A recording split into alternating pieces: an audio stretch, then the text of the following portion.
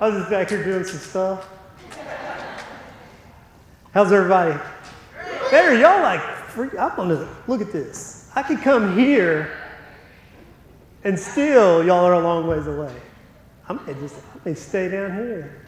Vance hates when I do this. He's the one that records the video. He's like, there's no light down there. I may be back though, because I ain't afraid to get down there with you. I'm doing a series called C3, and last week, what did we talk about? Character, right? And this week, we're going to talk about courage. See how that works? It's just these ideas that I've had, and they just happen to start with C, so there's nothing really like impressive about them. Chance, could you grab me some water? My voice is going away, man. I'm afraid I won't make it. I may fall over up here or something. And you need to hear this. It's really important. I don't want yours. Thanks, man. What's your greatest fear? What are we afraid of? Failing? I think that's the number one fear for people, is the fear of failure. Like, we are so afraid that we are going to fail. Thank you so much. We are so afraid that we're going to fail. Sorry about that. That was very uncool. It paralyzes us, doesn't it? We don't attempt things because we're afraid we're going to fail. I was reading this story earlier about this person. They wanted to do something, and what they realized was that the fear of failure had kept them from stepping out for so long, and then when they finally did, it was like, what was I waiting on for so long? And do you realize, like, we have this great fear of failure, but rarely does that ever come about. And especially does it rarely come about the way we think it's going to, because we build up in our mind that it's the worst thing ever. Think about, okay, here's another fear. The fear of public humiliation. I read this article that said that people today are more afraid of being, of making a fool of themselves in public than they are of death. Death used to be the number one fear. But now people are more afraid of looking like a fool in public than they are of dying. Now, is that crazy? I mean, like, we're okay with dying, just don't make me look like a fool in public. Man, I take care of that every week. I got that one beat, because I can get up here, and a lot of times I go back and listen to the recording, and I'm like, what an idiot. Who would listen to the thing? I can't believe I just said that. I'm very critical when I talk, and especially when I'm the one listening. So I rarely get anything out of when I talk, because I'm very humiliated on my speaking abilities. But for most people, the fear of public speaking or of making a fool of themselves in public, they had rather die than do that. That's just crazy to me. Like, this is not something I would have said, this is what I want to do with the rest of my life. Because I took an English class that I knew I was gonna struggle with to avoid taking a speech class in school, because there was no way I was ever gonna stand up in front of people and talk. And I told God, I don't care what you want me to do, I'll do anything you want me to do. I'm just not gonna stand up in front of people and talk. And so, what does God do? He does exactly usually the opposite of what we tell him we're not going to do. So be very careful I'm never going to Africa. Because you better buy a plane ticket. Like, I'm never going to do this. You'll end up doing it. And so our lives, we get paralyzed by all these fears. But what I've really noticed about my life is the things that I fear the most. Like if I have something coming up that I just dread. You ever have that where you're just dreading for weeks this thing you've got to do? And it could be anything. But I have these anxieties toward doing this thing. And what I find is it's going down whether I worry about it or not, right? And 99.9% of the time, it is never as bad as I had built up in my head. Have y'all experienced that? And so we live our lives in this paralyzed state and we don't do certain things because we are overtaken with anxiety. Nowadays in our culture, I bet if you took a collection in this room, man, you could come up with enough anti-anxiety medicine, man, to kill a horse. It's like everybody's on something. And it's all because we have these anxieties, and we have these anxieties because we build all this stuff up in our head and it drives us crazy. And like, you're literally crazy, and you're crazy because you're building all this up in your head. And the thing that we know is it's not real, but we still choose to listen to these fears. So today I felt like I ought to talk to you about courage. And courage is not the absence of fear. Like a lot of people are like, man, you know, like those X game guys and those, have you seen those guys that dive off these high dives into these little shallow pools? You're like, man, those guys have no fear. Those guys are courageous. Well, no, they're retarded. They're just stupid. And there's a difference between being courageous and idiotic, right? And so courage is not the absence of fear. I want you to understand that everybody has fear. Everybody.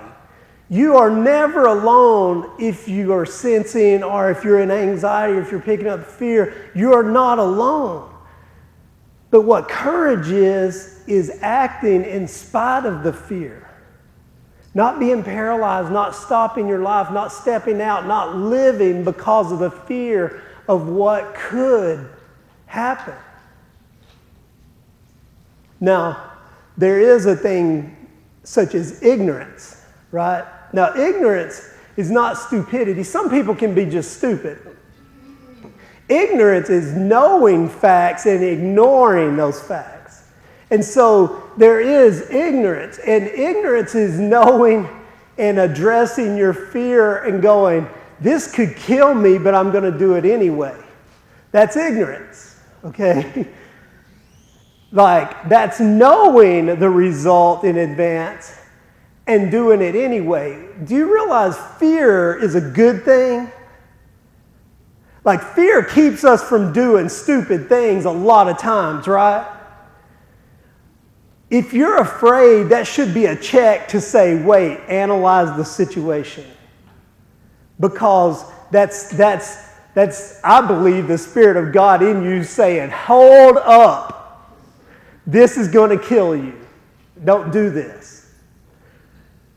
But fear causes us to hesitate, stop, process, and think. Now, the problem with young people is that your thinker don't work. Your frontal lobe part of your brain, the decision-making part of your brain, the part of your brain that gives you the ability to see the results before the action, it's not developed yet. That's why you do stupid things. That's why you act before you see the result, and you're shocked by the results. And all your parents are sitting around going, I told you that. I've told you that 40 times. Why don't you listen to me? Because you don't have the decision-making, processing ability. That's why when you're young, if you want to save yourself from a lot of pain and death, listen to your parents. It's better for you. You're going to have a more productive life. We can see the end result better than you can. And it's just because you're not developed yet. That's why you shouldn't be allowed to make decisions till you're 30. You just need to give somebody else make all my decisions for me. I'm not 30 yet. because you're gonna make bad decisions. But what happens for people with developed frontal lobe is that we should be able to see the results of our action. Now, listen to me. This is important because if you're an alcohol or drug user, your frontal lobe stops developing at the same age you started becoming a user. So, say you're 50 and you've been a raging alcoholic since you're 16, you still function with the 16-year-old mindset. So you still make those kinds of decisions. If you're 50 and you're a raging alcoholic drug user, ask somebody else to make your decisions for you. It still works the same, okay? Just so you understand that this is one of the side effects of using drugs and alcohol at a young age. It stops the brain development. But for a regularly developed brain, we should be able to process then the fear that checks our spirit. Then we say, oh, wait, I should do this, or I shouldn't do this. This will cause death, or this will cause a result that I'm not looking for. But not all fear causes death, and not fear is hyperactive, right? Like it's going to overreact to everything. It's going to tell you the worst case scenario. You know, it's like, this is the worst possible thing that can happen. It's like, we went to Galveston recently, and I went with some fearful people. Overprotective mothers, just crazy overprotective mothers. And what happened was, before we went, there were some articles on the news about some flesh-eating bacteria and sharks. So if the sharks don't get you, the flesh-eating bacteria will. And our poor kids don't get to get in the water until they go to the beach with dad. And mom's not around. Because I figure like the odds of getting ate by a shark, like you're way better odds of getting killed in a car wreck on the way to the beach than getting actually eaten by a shark. And even if you get bit, you may lose a limb and some blood. It's probably nasty, but you're probably not going to die, right? Very few people die of shark bites. Flesh-eating bacteria is just something that I didn't see anybody come out of the ocean melting. I mean, but if it's on Facebook, it's got to be true. So fear then causes us to analyze and make decisions, right?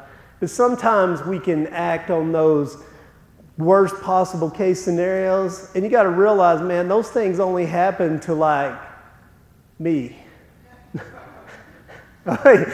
Those things happen to very few people out there. But most of us run around and we're paralyzed by fear. What we've got to understand, though, is that God is bigger than our worst case fears. How many of you guys have experienced things in your life that you thought were worse than you ever could have imagined? Like, I mean, it was the worst thing you could, like, if you could write a horror movie and this thing could happen, it happened and it was worse than that. And we've all experienced these worst case scenarios in our lives, right? The one thing I've noticed is that all of us are still here. We're all still here. We're all making it. It's not easy, it's not fun, it's not always a bed of roses, right? But we're all making it. And that's because God has the ability to move in us and do in us. Our resistance and our ability to overcome is greater than any of those things that can happen to us. And so as we start to look at when do I step out, when should I be courageous? When should I look at fear and go, that's just trying to stop me. That's just trying to kill me. That's just trying to take my life from me. And the answer to that, I think you can look in let's look in the book of Joshua. and Joshua chapter 1, because I think there's some key things here in Joshua that we could pick up on. Now, you got to remember Joshua's story. Joshua is Moses' assistant, and Moses takes the children of Israel. He rises up, and he becomes the leader of the nation of Israel, who is held in bondage in Egypt, in slavery. And you got to think, man, this is worst case scenario for these people. It's as bad as it can be. And so Moses then delivers these people out of the bondage of the most powerful country in the world. But he also delivers them out of the safety and security of shelter, of food, of the common things that a world empire would have available. And they're delivered into the absolute wilderness, the desert. And so 1 million plus people are out in the middle of the desert.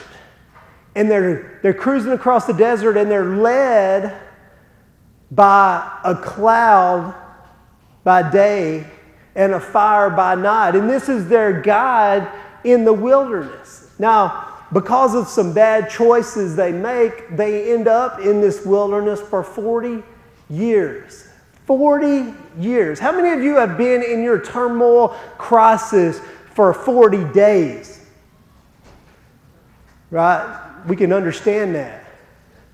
For 40 hours, a lot of us are like, oh, I can't handle it. It's been like 40 hours. 40 days. But do we have the ability to understand this suffering for 40 years?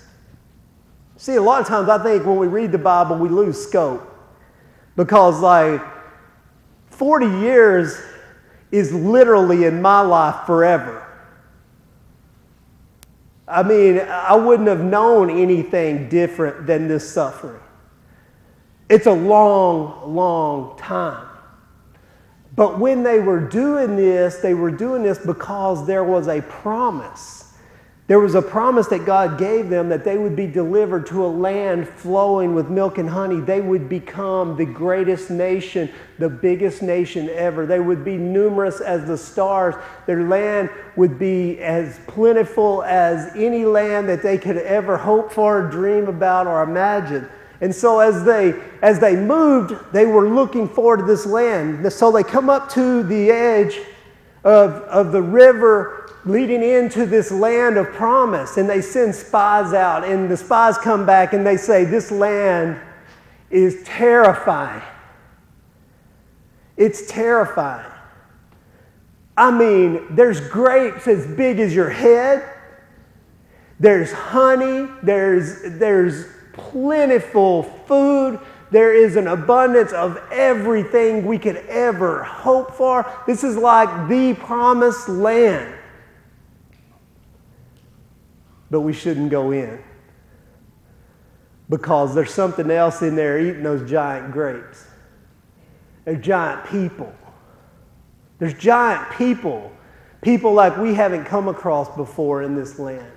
There are walled cities, cities that are going to be impossible to knock down, right? And so fear consumes this group, and they're like, we can't do it. We can't go in. We shouldn't go in. So they stay out in the wilderness until God raises up this guy named Joshua. And Joshua had the faith. He believed that God had given them this land and that they should go into this land. And so Joshua takes over for Moses as Moses is about to die. And then we pick up here in Joshua chapter 1. And this is what Joshua chapter 1 says. It says, after the death of Moses, the servant of the Lord said to Joshua, the son of Nun, Moses' assistant, Moses, my servant, is dead. Now therefore arise, go over this Jordan, you and all the people, into the land I'm giving to them, to the people of Israel. Every place that the sole of your foot will tread, I have given you, just as I promised to Moses. From the wilderness and this Lebanon, as far as the great river, the river Euphrates, all the land of the Hittites, to the great sea, toward the going down of the sun shall be your territory. No man shall be able to stand before you all the days of your life. Do you get that? No man will be able to stand before you all the days of your life. Just as I was with Moses, so I will be with you. I will not leave you or forsake you. Be strong and courageous, for you shall cause this people to inherit the land that I swore their fathers to give them. Only be strong and very courageous. But get this, be careful to do according to all the law that Moses my servant commanded you. Do not turn from it. Do not turn from it to the right hand or to the left hand, that you may have good success wherever you go. This book of law shall not depart from your mouth, but you shall meditate upon it day and night, so that you will be careful to do according to all that is written in it. For then you will make your way prosperous, and then you will have good success. Have I not commanded you? Be strong and courageous. Do not be frightened and do not be dismayed, for the Lord your God is with you wherever you go. Now, here's something I want to point out about this idea of being strong and courageous. Okay, fear is there for us to check, right? It's a check for us.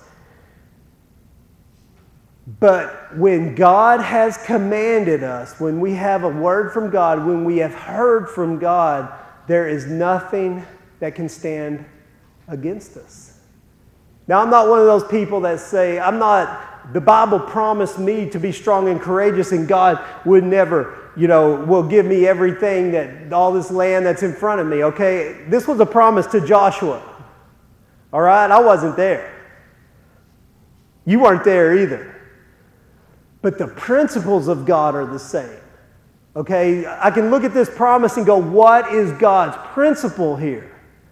God's principle is that He is with us, and that when we live and walk and strive according to the will of God, we have nothing to fear. So when we are walking and listening and striving to live in the will of God, we are able to look at fear and be courageous. We are able to overcome fear, ignore fear, and walk through the fear. So that brings us to the point of what is the will of God then, right? Because there's a lot of things we can strive to be. Like we can have a good idea. I'm going to do this, and the Bible says that I will not fail. How many of you guys have failed at something? I've failed at more things than I've succeeded at. Was that not the will of God? I don't know. Sometimes I fail. Sometimes God teaches me things. All I know is that the fear of doing something cannot stop you. It should not paralyze you. To be courageous and walk into what we believe and seek out as the will of God guarantees our success, even if we don't understand what that success looks like. What do I mean by that? Say you try something and it doesn't work out, right? Oh, well, it must have not been the will of God. Well, that's not necessarily true. God has taken me into a lot of places where remember last week we were talking about, where I had to overcome, where I had to work, where I had to learn, where I went through training and resistance, where I dealt with failure, where I dealt with hurt, where I dealt with pain. But in all of that case, God was there. And it was never as bad as I thought it would be going in. So I would have said, well, I failed, and God said that it would be a success. Be strong and courageous, and we'll be successful in all we do. But maybe that was the training for the things I needed to learn for what's coming. Success in our world and success by our standards is not what God's system is. Now, you're like, well, you're just covering all your bases because, it's just chance anyway. No, I've done things that weren't the will of God and failed. Those things are painful. Those things, you're on your own, you're on your island, you are down a road, and those things lead to death and destruction, and those things are killers. That's not the same as walking on the path of God and not succeeding by world standards. Does that make sense? Do you understand what I'm saying? Like, I can be on two different paths, and they can both be failures by world success,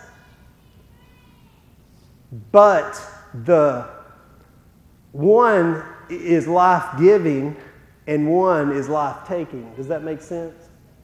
Like, no matter what I'm doing, if I'm walking on the path to the will of God, then it's life-giving. And that's what you need to understand. So, fear cannot paralyze us. It can't stop us from stepping out. You have to be courageous. But how do we be courageous? How do we know? Me and Celia have these arguments all the time because I'm real comfortable with God as just being like, I feel like we're going this way and this is what I think God wants us to do. And so we'll take a few steps and then we'll take a few more and we'll just, things will just happen out there. Like, it's the whole Captain Ron theory, man. If it's going to happen, it's going to happen out there. So we just take off. But Celia, she's different. She wants to know the will of God. Like, I need a sign. If God would chisel it in stone, it's like, I'm not going to step out and be courageous unless I have something concrete to hold on to. And so we go back and forth. I don't think that hearing from God is that hard. I think more times than not, we're hearing from God and we just don't know it. We write it off as like, oh, that's just me being crazy, or that's just me having crazy thoughts. Here's what God is speaking to us, though. He's speaking life. If you're like, have these impressions and these thoughts and these feelings and these passions, and you line them up with the character and nature of God, like, is this about me or is this about others? Is this about restoration of the world and man? And I'm not talking about stretching it. Man, we can stretch anything to fit, right? But I'm talking about, is this about God? Is this about God's creation? Is this about making the world better? Is this about having influence to change the way things are? Is this about God moving in my life, in my family's life? Is this about us being closer to God? Is this about us having a more quality of life? When we start to have these passions and these drives, we can start to say, well, I think this is God. I think I'm hearing from God. And so we start to explore those things. And we do that through prayer, and we do that through listening and hearing from God. And a lot of you guys are like, how do I hear from God? I don't even know what that means. God speaks in all kinds of ways. One of the craziest ways, but I believe one of the most often ways God speaks is through our children. It's amazing how much my daughters have spoken the will of God to me. Like, they won't even know what they're talking about. They'll just be blah, blah, blah about something else. And it's like, oh, I hear that. Through strangers, through TV, man, and not like Christian TV where it says, just come touch the screen, or you're going to be sitting there and it's like, send me $1,000 and you'll get a $1,000 blessing. Send me $10,000 and we'll give you a $10,000 blessing. It's not like that hearing from God. It's like you're watching some show and all of a sudden this random statement comes that you keep hearing over here and over there. And it's like, I've heard that 3 times this week. Listen to what it's saying. God will speak to us when we read the Bible. If we'll open our Bibles and read it. And it's not the words written. It's what God is saying between the words. It's how He's speaking to us and guiding us between the words. And when we start to hear from God, then we have the concrete command like Joshua had. Joshua didn't just say, oh, well, I think we can go take the promised land. No, he had a word from God. He had a word that said, this land is yours. And when we have that word, fear cannot hold us back. You may be going through some of the worst situations you've ever had in your life. But I'm telling you this, with a word from God, be courageous and walk through those things, because those lies, those fears that are trying to manipulate and control and stop and limit your life, they're there to kill you, and they are not of God. Really, when it comes down to it, the Bible, once we get to the New Testament and God makes his home among us, you know what? The only fear it talks about is the fear of the Lord. And that's a reverence. Like, we shouldn't be held back by our fears. We shouldn't be held captive, because our God is with us and he loves us. God is interested in your life, in your existence. What is it in your life that is paralyzing you right now? What is it in your life that is stopping you from making the decision or making the move? And you may have thought through it, and like, this move, this decision is the most logical thing that you should be doing. Like, everything, it leads to, like, this is what we should be. You may have gone and got counsel, and the counsel said, this is what you should be doing. And you know it's what you should be doing. But fear is holding you back, because I don't know. What if this happens? What if that happens? You can't be paralyzed. You can't stop because of the fear. If we do, we will spend our lives in a wilderness. And we'll come to the end and we'll go, I wasted all of these years because I was afraid to make the choice and make the decision. Life is an adventure. It's an adventure. You don't know what's going to happen. You don't know what's going to happen when you make that decision. If you have to be successful, if you have to be right every time, you're going to have an extremely frustrating, disappointing life. But if you're able to roll through the bad decisions and learn from those things and be built up in those times, then you're going to move on to better things. You're going to move on to a bigger life, the life that God has for you. Guys, there are so many things out there that we settle for because fear has us held captive. Is this all you want? I mean, really,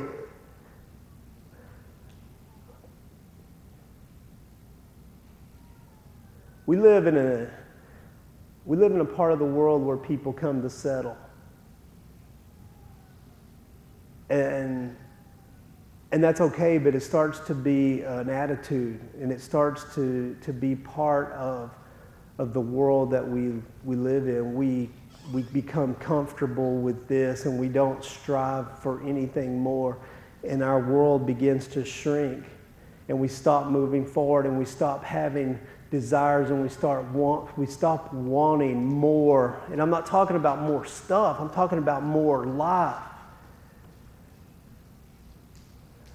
I just feel like we settle so much because we're frozen by fear. What if it doesn't work out?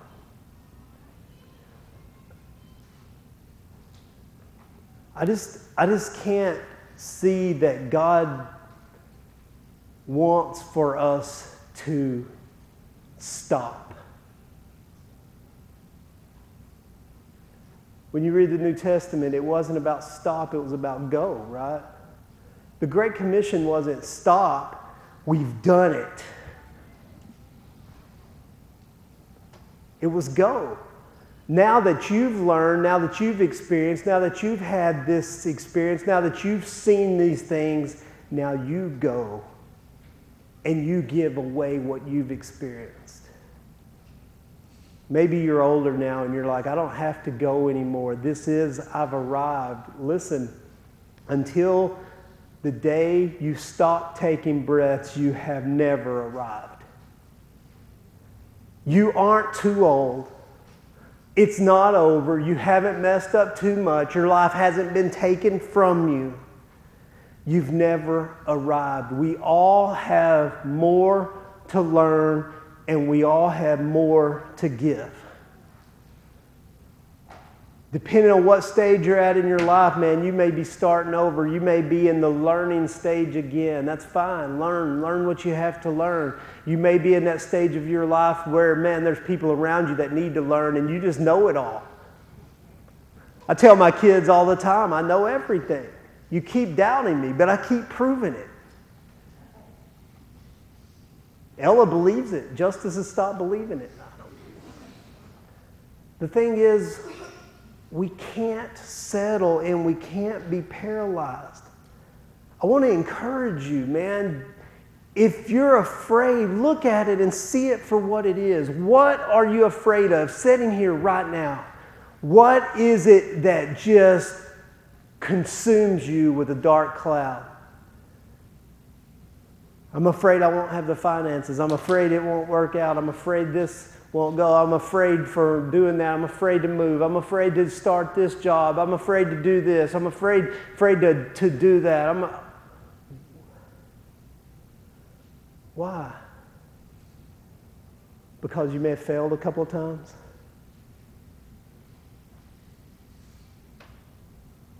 We'll learn. Do something different. It's still an adventure. This is the life. Let me tell you what happened in the Promised Land. First day. First day. War. Resistance. Battle. It wasn't easy. The Promised Land was already given to them by God, but they didn't tell the people that were there. You remember Jericho? March around the city, walls come tumbling down. Jericho, y'all remember? That was in the Promised Land. The fights, the battles, the things that had to go on, the Promised Land had to be taken by force. Get this. People died. A lot of people died in the Promised Land. That means it's not the Promised Land? They died pursuing their God, pursuing their purpose, their passion in life. You have to understand something, man. Everybody's going to die. We're all dying. Today, we're all a day closer to dying. But hadn't you rather go at least pursuing the purpose of God on our lives than just sitting and waiting for it to happen, fearing it from now on?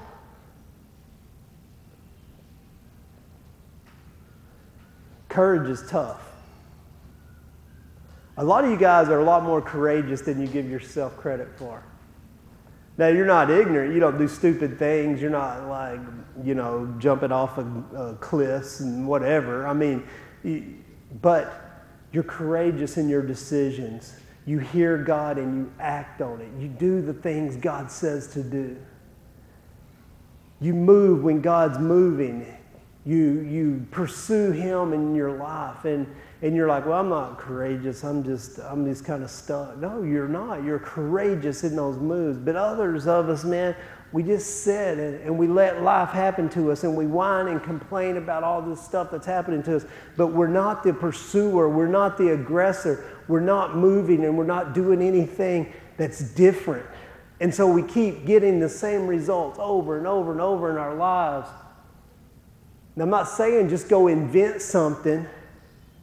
But God is calling us. He's moving us. He's luring us to Him. He's moving us into His purpose for us. He's moving us toward His kingdom. But it's terrifying because we don't know what it looks like and we don't know how it's all going to work out. And I can't paint a picture for you. I like the Old Testament because God gave them visions, and they were clear visions, and like, this is what this is, and this, and this, and this, and this, and that's the Old Testament. And it's like, oh man, that looks scary. But God said we're going to do this. Nowadays, we don't know what it looks like. I mean, we've been given this idea. The kingdom of heaven's at hand. We've been given this peace that the Holy Spirit is with us, that God will never leave us and forsake us. We've been given this command, go and teach the world everything that I have taught you. Make disciples. We've been given these things. But so many times, man, we just don't do anything. A lot of whining and complaining and moaning about where I'm at, why is everything happening, I'm just this and that, and I don't know why the world just is the way it is and it's bad. Well, do something about it. Look, if your life is great, you're probably walking in the will of God. And if your life stinks right now, do something about it. Nobody else can do anything about it. God has called you to an amazing life. He is life. He is life-giving. But we still have to cross the Jordan, and we still have to kill the giants in the land, don't we? There's battles and wars ahead of us. But we just think, oh, well, it must not be the will of God since we met obstacles. I want you to show me somebody in the Bible that didn't meet an obstacle. Nothing good ever happened in the Bible that it didn't take courage to go through. David and Goliath, right? It's an obstacle. David becomes king. More obstacles. Man, you go through the children of Israel, obstacle after obstacle after obstacle, all the way through the Bible. Jesus met an obstacle. Right? Anything worth doing is going to have resistance. And it takes courage to overcome. I don't know who that's for. I don't know who's struggling and who's bound up by fear today. But man, I've never had anything that God wanted me to talk about so bad. And I feel like I can't put into words. I don't feel like I've done an adequate job, but I trust that God has shown you and spoke to you about the thing that's binding you up today, about the fears that have you paralyzed in your life, meaning that you're in a dead end, you're not going anywhere, everything's just kind of happening to you. You don't have to live that way anymore. God's with you. He's with you. He's going to walk with you. He's going to fight with you. He's taken you somewhere. It's not great, big, huge things. I mean, it may be for some of you. But just because it's not this thing on a national scale doesn't mean it's not extremely important and life-changing for you. Everyone can have life. God wants us, every single one of us, to have that life, that amazing life. But you have to do something. I mean, you have to get up. You have to stop sitting and sitting in a corner and rocking with your arms and legs crossed. I mean, I just got this picture of no, just make it go away. And I'm sorry, man, most of that comes from my religious background, because the religious background I grew up in was like, just say this prayer and rock in the corner and wait for God to come change and save everything and just make it all go away. But that's not what the Bible's really about. The Bible's about you being strong and courageous and getting up and fighting for the life God has given you. You guys stand up with me. I want to pray for you, and then we'll dismiss.